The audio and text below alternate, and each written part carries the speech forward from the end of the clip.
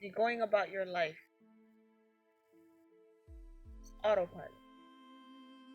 Whoever you are, you play the role. We're not going to get detailed.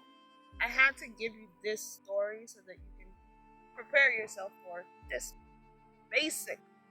The part most people would probably prefer to have a reawakening like the first story, not the second. Because the second one, it's like, oh, it's so personal.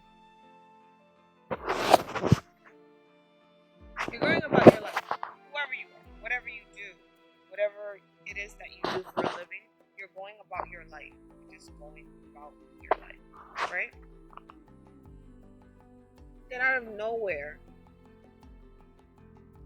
a cascading of feelings and emotions start taking over. And, first initial reaction is go see a psychiatrist, go see a psychologist, go see a therapist. I'm having a midlife crisis. I'm breaking down. Something's not right. Something's wrong. You follow all those steps. You go see everyone you need to go see, and they are all telling you there's absolutely nothing wrong with you. Maybe you're stressed. You're stressed out. Take it easy. Take some days off of work. Go enjoy some time with the kids. Do something more laid back, relax, chill, right? But as you take the advice and chill and relax and take it easy and calm down and cool down, the emotions turn into memories. And you start remembering things that you've not thought about.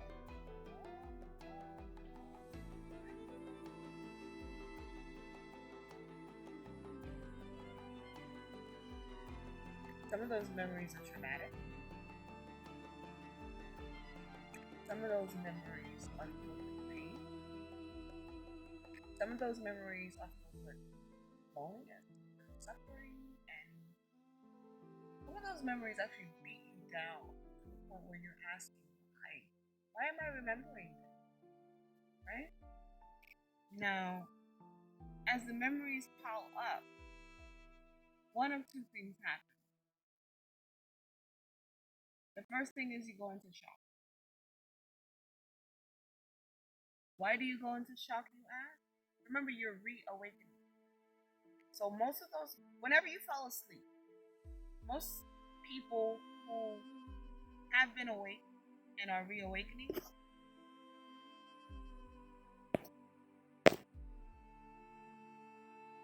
they usually realize that they fell asleep in mid-childhood ages of maybe 8, 9, 10, or early teenage years, like pre-teen, 12, teen, 13, 14.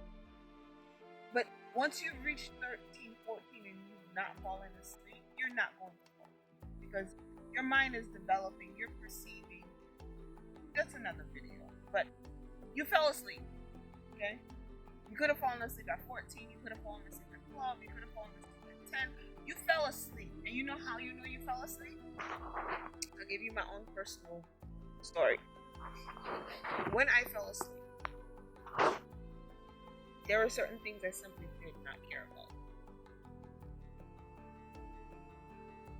There were certain things that I simply I did not care about. Because I knew my mission. I knew my life's mission. And I knew I needed to secure myself so that when it was time to act, I can act, And when I fell asleep, all those things that I did not care about are all the things that I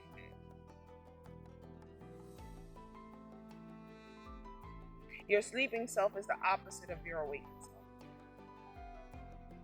That's why in the previous video, when we were discussing what is the spiritual awakening process, and it was pretty much your scripted self, your ego self, and your spirit may never get along because they're opposites of each other. Because your ego self is the character persona that your spirit uses to learn. I don't want to use triggering words, but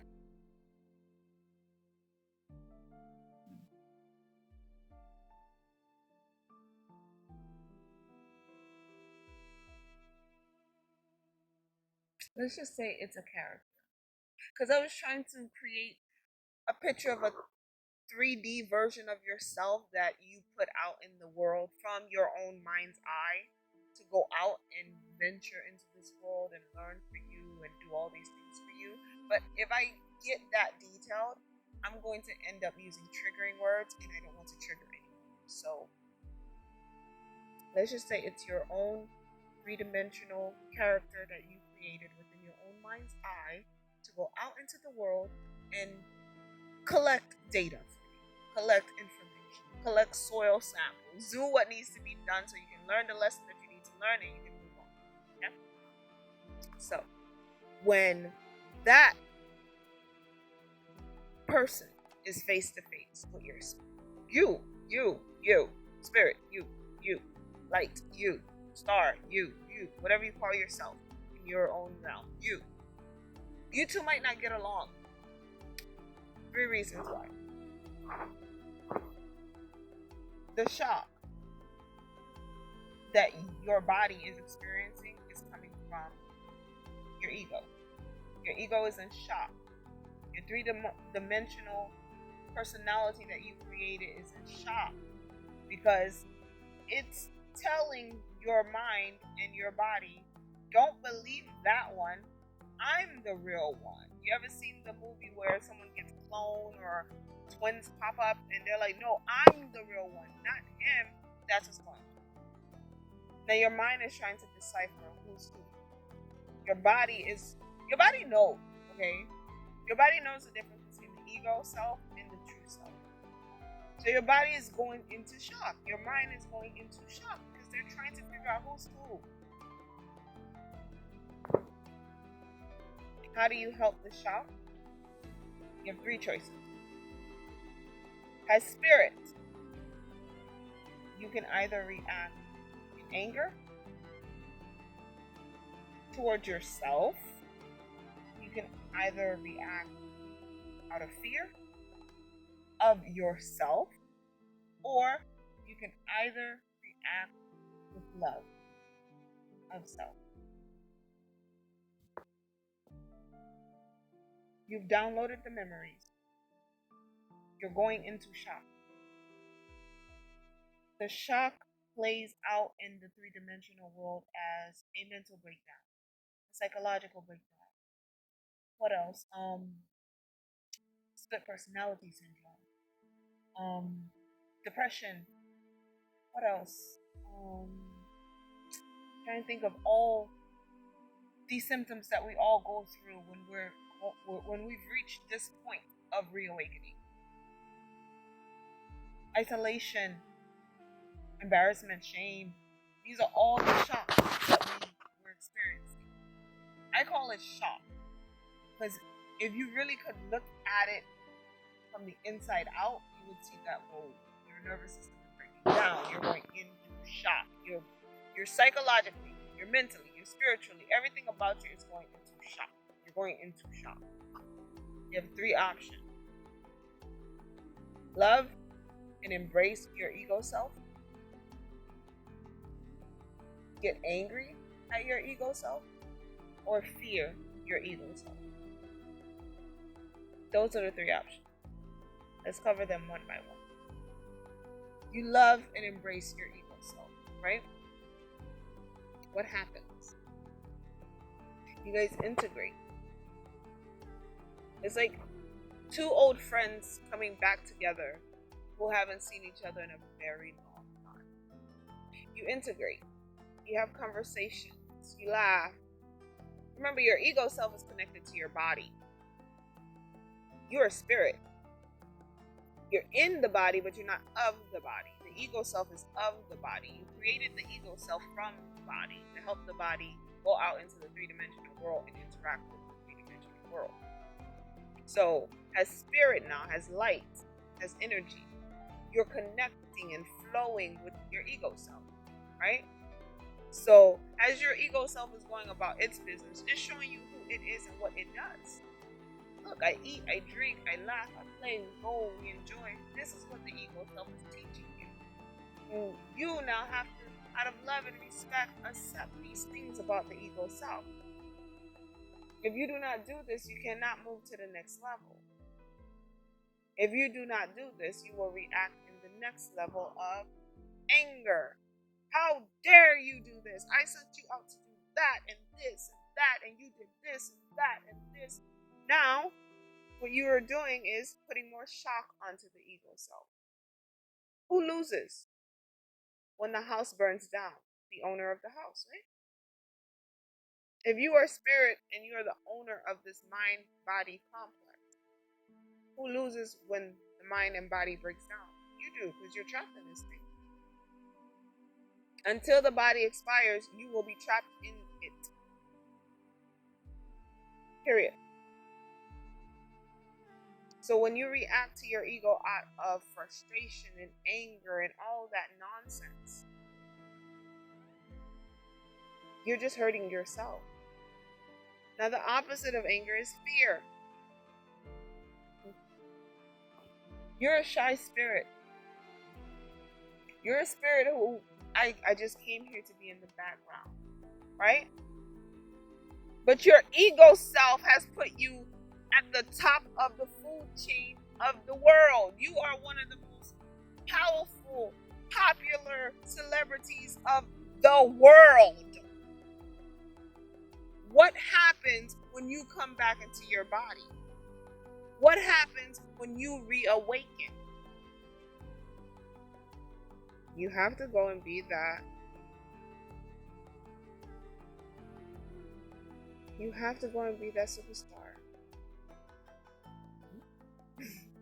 It's crazy when you think about it. We create these personas for ourselves without even realizing what we're doing. And what we're doing, actually, no, that's a lie. We create these personas for ourselves to teach ourselves lessons of the opposite, right? I'll use myself, for example. My ego is shy. But my ego was conditioned to be shy because I began being abused as a youth since the age of 3. So my ego was framed to be shy, reserved, this background player, right? Spiritually, I'm outspoken. If we're having a spiritual connection, you will be amazed by how outspoken I am. But if we're having an ego-to-ego conversation, I'm quiet.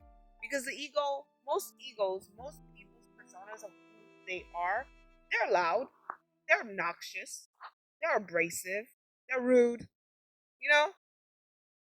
they're rude. And they're so ignorant. Like, I think that's what creates the shame between the relationship of spirit and self.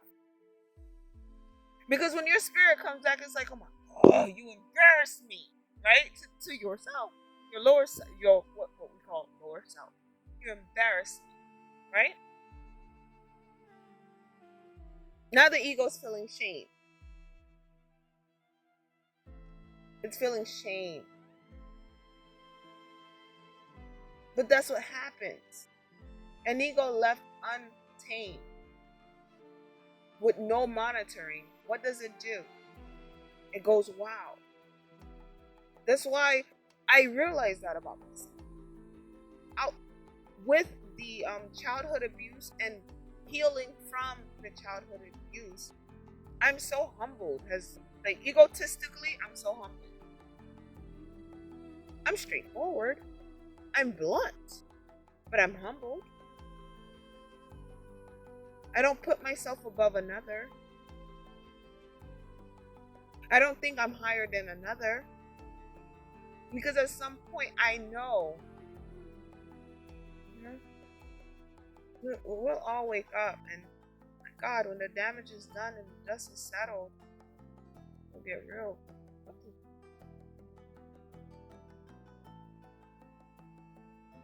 That's anger. You're reacting out of anger. The fear side, you're reacting out of fear, out of shame. How could you put me in this position when you know I'm this? But it's you. You did it to yourself. Now, when we move past the emotional reaction to our reawakening. We have accepted, hi ego, I'm the real me. You're a mimic. You're a copy of me.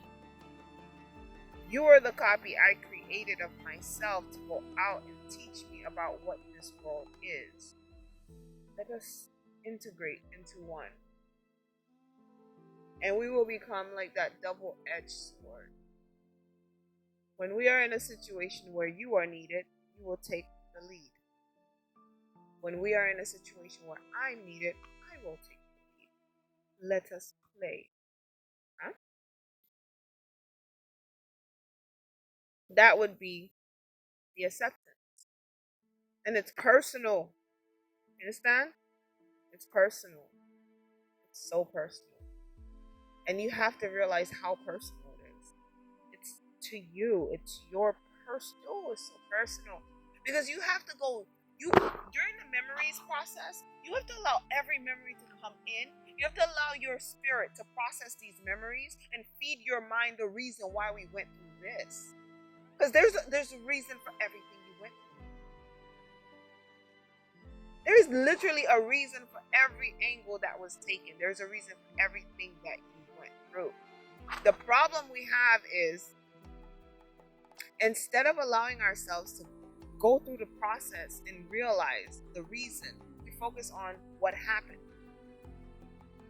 And what happened is filled with a whole bunch of emotions, a whole bunch of memories, experiences, nonsense. Throw that away. Okay? Throw that away and focus on the reason. Why did I go through this? Why did I allow myself to go through this? Once you accept, you will go through a period of quiet. It's similar to a period of disbelief. Like, oh, because you will realize this is reintegrating with self. When you were awake, either between the 13 years, 12 years, 10 years, 8 years, 6 years, 5 years, 3, however many years you were awake, you knew this wasn't it. You had a plan. You had an agenda. You had a lesson. You had a you had a mission. You had something you needed to do in this realm that needed to be done. And you could see, you saw, like, okay, this is not what, okay, got it. You need to, I just had the thought, like, your ego is kind of like the spy.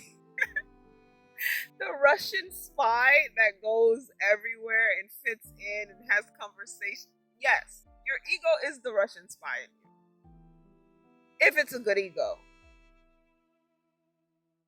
If it's not a good ego, then it just becomes a sloppy con man, leaving residue everywhere.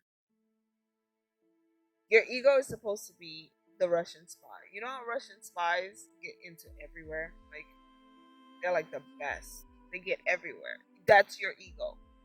Now, when your Russian spy reports back home to tell headquarters, bah, bah, bah, bah, bah, bah, bah, bah, you're supposed to be able to understand and integrate, merge with the information so that you can move forward.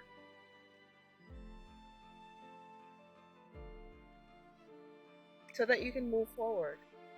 And when you merge with that information, that's when you reawaken. That's when you reawaken. That is when you reawaken. And it's reawakening is not as glamorous. It's not like winning the lottery. You know? I use that analogy for this specific reason. When you've suffered financially for a very long time and you get a financial break, you get to experience life from a more prosperous financial point of view. all your problems, all your worries seem to go away right then and there, right? But now, if you don't make the right decisions, what happens? You fall right back. That's reawakening. You fall right back into the same traumas, problems, situations, blah, blah, blah. That's reawakening. When you were a child, when you were a preteen, when you were a teen, you knew your mission. You knew your lesson. You knew everything. Now you had to go to sleep, but you could not walk around this realm as yourself. So you had to go to sleep to collect data. You had to go to sleep to merge with the system. You had to go to sleep to integrate with the environment, with the society, with whatever it is. You had to go to sleep. Now when you wake up again, keep in mind you probably lost the memories, the deep-rooted memories of who you were prior to going to sleep. When you wake up again, because you've had this time period of whatever, excitement, trauma, whatever you've been through, you've had this period of it. When you wake up now, it's not going to be like winning the lottery, that feeling of winning the lottery for the first time. You will be able to look out through your three-dimensional eyes and see life is not what we think it is, but you will need to understand that not everyone sees it that way. This is where a lot of people get lost in the reawakening. They automatically think, because I'm waking up, I have to go out and make noise, bang the pots to wake everyone else up. Not everyone else is ready to wake up. You have to walk through like a ninja.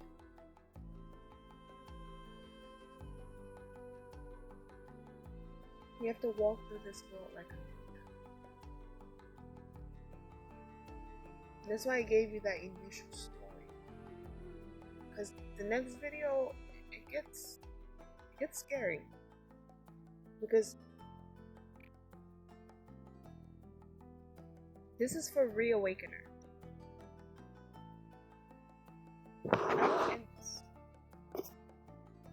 But this is for reawakener. Those who have been awake before as children, teenagers, who went to sleep to learn and are reawakened. My question, which is something I've been experiencing, when you were sleeping, how do you know that there was not an invasion?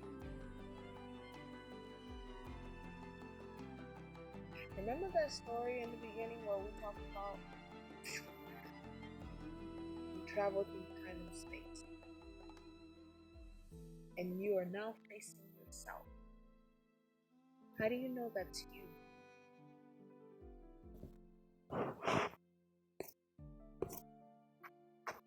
How do you know that's you? It looks like you, it walks like you, it mimics you. You go left, it goes left. You go right, it goes right. How do you know it's you? Do you know how you would treat yourself if you met yourself? I told you we're going deep with this reawakening thing, and not as pleasant as most people think it is.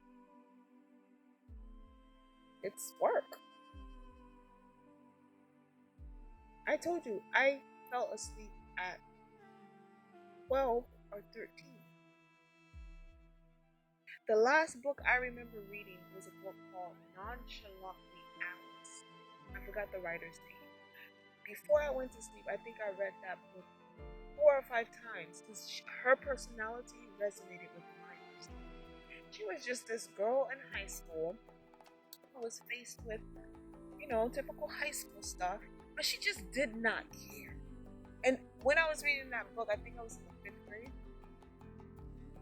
When I first got that book, I think I was in the 5th grade.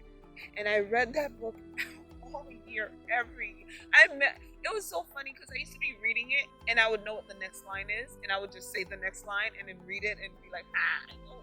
That was my book. And I read that book until 8th grade.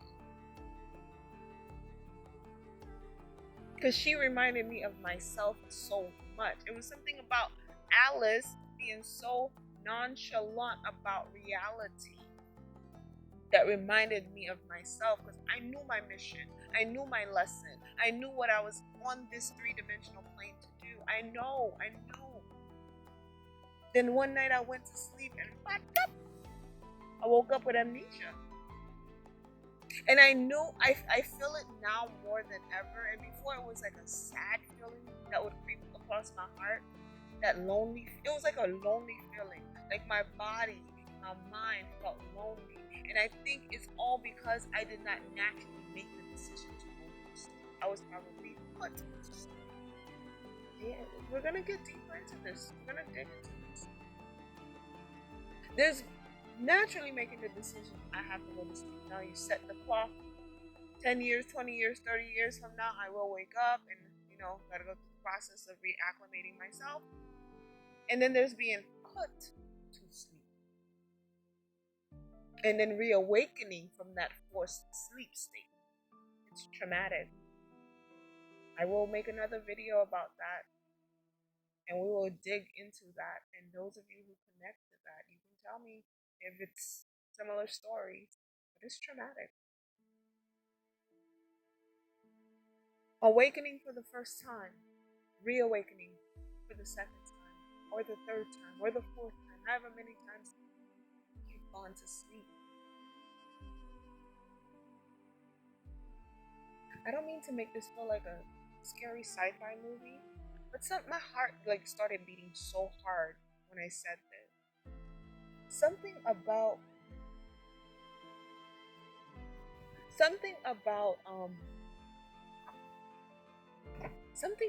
the situation has my heart skipping beats, as if, I don't know. Okay, this is Reawakeners. Regardless if you went to sleep on purpose and you set that alarm clock to wake you up. Now, what if the alarm clock never went off? You understand? This is for my reawakeners who are probably chlorophyll. I forgot the name of that chemical that they use to put you to sleep. Who are put to sleep, forcefully put to sleep, and you're waking up from that forceful sleep. We're gonna dig deep. This video has gotten long. We're gonna dig deep. We're gonna dig deep. We're gonna dig deep. We're gonna go deep. We're gonna realize truly what the spiritual awakening really is. We're gonna go in there. We're gonna dig into it and realize what it is, because it could be bigger than we actually think. It could be bigger than what we actually think, and we need to understand that. So enjoy your day, enjoy your morning, your afternoon, your evening, whenever you're listening to this. This is a mission, We're going to figure this out together. We're going to figure it out. So I will talk to you all soon. Take care of yourself, protect yourself. Be loved, be humble, and honor yourself and those around you.